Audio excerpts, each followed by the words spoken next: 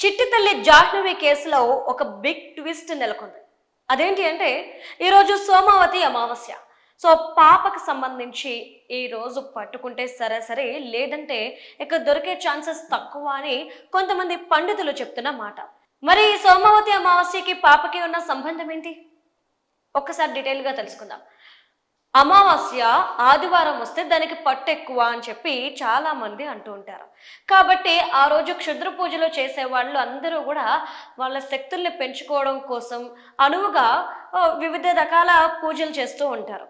అయితే సోమావతి అమావాస్య అంటే ఆదివారం సూర్యోదయం తర్వాత అమావాస్య మొదలయ్యి సోమవారం సూర్యోదయం తర్వాత కూడా అమావాస్య కొనసాగుతూ ఉంటే దాన్ని సోమావతి అమావాస్య అంటారు. అట్లనే ఆ సోమావతి అమావాస్యకి చాలా పట్టెక్కువ అని కూడా చెప్తారు. కానీ అసలు పురాణాల ప్రకారం చూసుకుంటే గనక దీనికి బ్లాక్ మ్యాజిక్కి ఎలాంటి సంబంధము లేదు అని కొంతమంది అంటున్నమాట.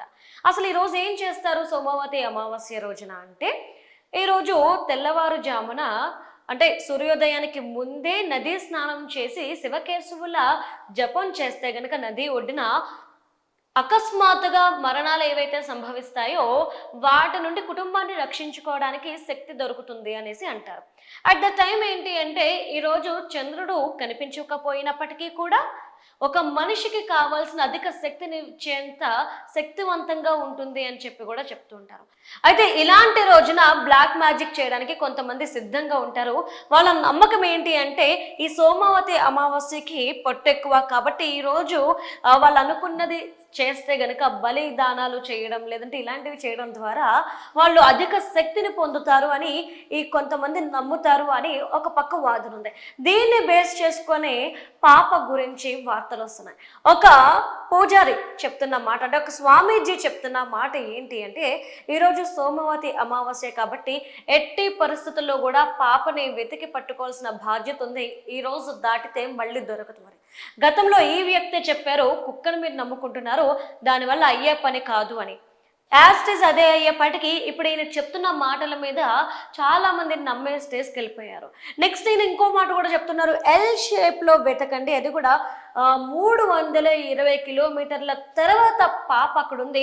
పాప ఒంటి మీద చిన్న గాయం కూడా కాలేదు. ఎందుకంటే వాళ్ళు అనుకున్నది సాధించేంత వరకు చేసేంత వరకు పాపను చాలా చక్కగా చూసుకుంటారు. వాళ్ళని హింసించి చంపడం కాదు వాళ్ళ టార్గెట్ అని చెప్పేసి కొంతమంది స్వామీజీలు చెప్తున్నమాట. మరి దీన్ని బేస్ చేసుకుంటే పాప నిజంగానే అంటే కొండలు అనగానే ఆ కొండ లోయల్లోనో లేదంటే కొండ గుహల్లోనో ఎక్కడొక్కడ కొంతమంది ఆసనాన్ని ఏర్పాటు చేసుకొని అందులో బ్లాక్ మ్యాజిక్ చేస్తూ ఉంటారు. ఇది మన సినిమాల్లో చూడడం మాత్రమే కాదు, కొన్ని సంఘటనలు కూడా అలా చేసే వాళ్ళని పట్టుకోవడం జరిగిన సంఘటనలు కూడా మనం అందరం చూసాము. దీన్ని బేస్ చేసుకుంటే నిజంగా వీళ్ళు చెప్తున్నది నిజమేమో అనిపిస్తుంది. పాప 320 కిలోమీటర్ల అవతల ఉందేమో, అక్కడ ఏదైనా కొంతమంది క్షుద్ర పూజలు చేసే వాళ్ళు అక్కడ ఆవాసాన్ని ఏర్పాటు చేసుకొని ఉన్నారా, అక్కడే పాప వాళ్ళ దగ్గర ఉందా? మరి ఈరోజు సోమావతి అమావాస్య కాబట్టి వీళ్ళు అక్కడికి చేరుకుంటారా, చేరుకొని వాళ్ళ పాపను విడిపించుకొస్తారా? ఇలాంటి అనుమానాలు వ్యక్తమవుతున్నాయి. ఇది చూసిన తర్వాత ప్రతి ఒక్కరు కూడా ఒక్కసారి ఎందుకైనా మంచిది పాప కోసం ఒక్కసారి వెళ్ళండి అక్కడికి అని చెప్పి అంటున్న మాట కూడా ఎల్ షేప్లో వెతకండి అంటున్నారు. ఒక పక్కేమో క్షుద్ర పూజలో ఆ పాపను బలిచ్చేసుంటారు, నిన్నే బలిచ్చేసుంటారు అన్న వార్తలు వచ్చాయి. బట్ ఈరోజు సోమావతి కాబట్టి ఈరోజు కూడా ఈ ఛాన్సెస్ ఉన్నాయి అని చెప్పేసి అంటున్నారు. ఈరోజు ఉదయం 9 గంటలకే అమావాస్య గడియలు వెళ్ళిపోయాయి, కానీ ఇంకా ఆ పట్టు రోజంతా ఉంటుంది అని చెప్పేసి చాలామంది ఒక మూఢ నమ్మకం కూడా ఉంది చాలా మందిలో. మరి దీన్ని బేస్ చేసుకుంటే పాపను అందుకే కనుక కిడ్నాప్ చేస్తుంటే ఈ రోజు తర్వాత పాప మనకి దొరకదా? ఇలాంటి అనుమానాలు. ఇది ఒక పక్కుంటే మనకు తెలుసు హనుమాన్ బృందం పవన్ కళ్యాణ్ గారు ఎంతో ప్రతిష్టాత్మకంగా వన్యప్రాణుల సంరక్షణ పర్యవేక్షణ సహాయం కొరకు ఏర్పాటు చేసిన ఒక సంస్థ. అయితే ఈ బృందం కూడా వెళ్ళి వెతకడం అనేది జరిగింది. వాళ్ళు ముఖ్యంగా 4 స్పాట్లని నిన్న నైట్ ఫైండ్ అవుట్ చేశారంట. ఈ 4 స్పాట్లకు సంబంధించి తెల్లవారుజాము అంటే సూర్యోదయం కాకముందే వీళ్ళు అడవిలోకి వెళ్ళిపోయి వెతకడం అనేది సెర్చింగ్ ఆపరేషన్ స్టార్ట్ చేసేసారు. మరి ఈ నేపథ్యంలో ఎక్కడైనా పాప మనకి దొరికే ఛాన్సెస్ ఉన్నాయా అంటే ప్రతి ఒక్కరు కూడా రాత్రి భవన్లో కష్టపడుతున్నారు పాప కోసం వెతకడంలో అని చెప్పి మాత్రం మనకు చాలా క్లియర్గా అర్థమవుతుంది. ఎందుకంటే రాత్రి 4 ప్లేసెస్ని ఫైండ్ అవుట్ చేయడం, పొద్దున్న అక్కడికి వెతకడానికి వెళ్ళడం, చెట్లు పుట్టలు కూడా వాళ్ళు ఎక్కడం అనేది మనం విజువల్స్లో చాలా క్లియర్గా చూస్తున్నాం. అక్కడ ఉన్న వాళ్ళు చెప్తున్నారు ఏం చేసినా సరే మేము వీటిని రక్షిస్తాము అని. అట్ ద టైం ఏంటంటే మనకు తెలుసు విజువల్ కెమెరాస్ కొన్ని ఉంటాయి, అంటే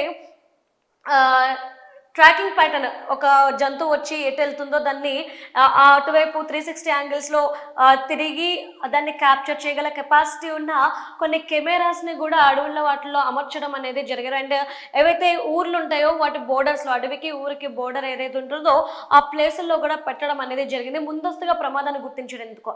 మరి పాప కోసం అలాంటి కెమెరాస్ కూడా ఏర్పాటు చేసి వెతకడం అనేది జరిగింది. ఎంత చేస్తున్నా పాప దొరకట్లేదు. అంటే నిజంగానే పాపని ఎవరో కిడ్నాప్ చేశారో, వాళ్ళు ఈ క్షుద్ర పూజల కోసం ఆ పాపని వాడుకుంటున్నారు అని చెప్పేసి ఒక పక్క బలమైన వాదన వినిపిస్తుంది సోషల్ మీడియా అంతటా కూడా. ఈ బలమైన వాదనలో మరొక వాదన ఏంటి అంటే, ఎప్పుడూ కూడా బ్లాక్ మ్యాజిక్ చేసే వాళ్ళు మొదటి సంతానాన్ని ఎంచుకుంటారు అని. మొదటి సంతానం ఎందుకు అంటే వాళ్ళకి అంటే తల్లికి సంబంధించిన అంటే మాయ అనేది దాని ఇంపాక్ట్ అనేది మొదటి బిడ్డ మీద ఉంటుంది, చాలా హెల్తీగా ఉంటుంది, వాళ్ళకి పట్టెక్కువ. అలాంటి వాళ్ళని 18 years దాటడానికి ముందే, కొంతమంది 10 సంవత్సరాల లోపు పిల్లల్ని కూడా కిడ్నాప్ చేసి ఈ విధమైన చర్యలకు ఉపయోగించుకుంటారు. ఇలాంటి సంఘటనలు చాలా నేను చూసామని చెప్పేసి, అంటే తుని దాటిన తర్వాత కొంతమంది కొండల్లో ఎవరైతే నివసించే వాళ్ళు ఉంటారో కొంతమంది గ్రామస్తులు కూడా వాళ్ళు చెప్తున్న మాటలు అనమాట. అందుకే ఈ పాప కూడా తల్లిదండ్రులకి మొదటి సంతానం, అందులోనూ 2-3 ఏళ్ల వయసు పాప కాబట్టి వాళ్ళు ఇలాంటి చర్యలకి ముందుగానే ప్లాన్ చేసి తీసుకెళ్ళి ఉంటారేమో అనే ఒక విధమైన కొత్త వాదనని తెర మీదకి తీసుకొస్తున్నారు. ఇందులో వాస్తవం ఏంటి అవాస్తవం ఏంటి అనేది పక్కన పెడితే, ఎందుకు ప్రతిదీ నమ్మాల్సిన అవసరం లేదు, వీటికి ఎలాంటి సైంటిఫిక్ ప్రూఫ్స్ కూడా లేవు. కానీ పాప విషయానికి వచ్చేసేపాటికి ప్రతి చిన్న అంశాన్ని కూడా నమ్మే స్టేజ్కి ఈరోజు ఈ కేసు వచ్చేసింది. మరి ఏం జరుగుద్ది, నిజంగానే పాపని వాళ్ళే కిడ్నాప్ చేస్తుంటారా? ఇంకొక వాదన కూడా ఉంది, ఒక పెద్ద కొండ చిలువ ఏదో పాపను మింగేసి ఉంటుంది, అందుకోసమే ఇప్పుడు ఎవరికి కూడా తెలియట్లేదు, పాప జాడ తెలియట్లేదు. ఒకవేళ కొండ చిలువ మింగేస్తే ఆ జాడ ఎలా తెలుస్తుంది, ఈ పాటికి డైజెస్ట్ అయిపోయి ఉంటుంది అని చెప్పేసి కొంతమంది అంటున్నమాట.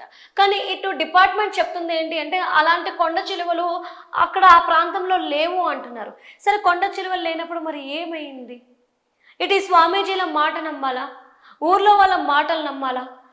సైంటిఫిక్ ప్రూఫ్స్ లేని ఈ చర్యల వల్ల పాప బలైపోతుందేమో అన్న భయభ్రాంతులు ఎక్కువైపోయాయి. సోమావతి అమావాస్య రోజున నిజంగా బలిస్తే పాప మనకి దొరకదు. ఇలాంటివి ఏవీ లేవు, ఇవన్నీ రూమర్స్ అనుకుంటే పాప మనకి దొరుకుతుంది. బట్ కొంతమంది వాదన అంటే, తుని లాంటి సైడ్ చూస్తే, ఆ తర్వాత భోగాపురం, కాకినాడ, వైజాగ్ ఇలాంటి ఏరియాస్లో ఇలాంటి బ్లాక్ మ్యాజిక్ చేసే వాళ్ళు ఎక్కువగా ఉంటారు. వాళ్ళు అంటే చాలా సిచ్యువేషన్స్లో గర్భిణీ స్త్రీల మీద కూడా చేస్తారు, వాళ్ళకి కనుకట్టి వేస్తారు. అందుకే నేను రీసెంట్గా ఒక కేసు కూడా చూసాను, హాస్పిటల్కి వెళ్తే ఏమీ లేదు, బట్ వాళ్ళకి ఏదో అయ్యింది, ఎవరో ఇలాంటివి చేశారు అని. చిన్నప్పటి నుండి ఇలాంటివి మనం వింటూనే వస్తూ ఉన్నాం. ఇందులో వాస్తవాలు ఎంత అవాస్తవాలు ఎంత అనేది ఎవరికి కూడా తెలీదు. కానీ వీటిని నమ్మడం అనేది ఊర్లలో చాలా ఎక్కువ మందే ఉంటారు నమ్మేవాళ్ళు. దీన్ని బేస్ చేసుకుంటే ఎవరైనా వాళ్ళ కార్యం ఎందుకు అంటే, ఇప్పుడు ఇలాంటి అంశం బలపడడానికి రీజన్ కూడా మనం గతంలో చూసుకుంటే, చదువుకొని మంచి గవర్నమెంట్ జాబ్స్ చేస్తున్న వాళ్ళు కూడా ఈ క్షుద్ర పూజల కోసం, వాళ్ళ అప్పుల నుండి బయటపడడం కోసం ఒక మహిళని తీసుకొచ్చి బలివ్వడం, నరబలివ్వడం మనం చూసాము. ఆ తర్వాత చనిపోయి బిడ్డల్ని చంపేసి మేము బతికించుకుంటాము అన్న గవర్నమెంట్ ఎంప్లాయీస్ని మనం చూసాము. చదువుకున్న వాళ్ళే ఇలాంటి పనులు చేస్తున్నప్పుడు మరి కోణల్లో నివసించే వాళ్ళు, ఇలాంటి వాళ్ళకు కూడా ఈ నమ్మకాలు అధికంగా ఉంటాయి. కాబట్టి ఎవరో ఈ ప్రయత్నం కోసం పాపని ఎత్తుకెళ్లారు అనే వాదన బలపడుతుంది సోషల్ మీడియాలో. మరి దీనికి ఎండ్ కట్ పడేది ఎప్పుడు? ఇదంతా వాస్తవమా అవాస్తవమా అని పక్కన పెడితే, నమ్మండి అనేది ఎవరో చెప్పట్లేదు, కానీ పాప క్షేమంగా దొరికితే అదే చాలు. ఆ పాప క్షేమం కోసం ప్రతి చిన్న అంశాన్ని మనం పరిగణలోనికి తీసుకోవాల్సిన సిచ్యువేషన్ ఈరోజు ఈ కేసులో ఏర్పడింది.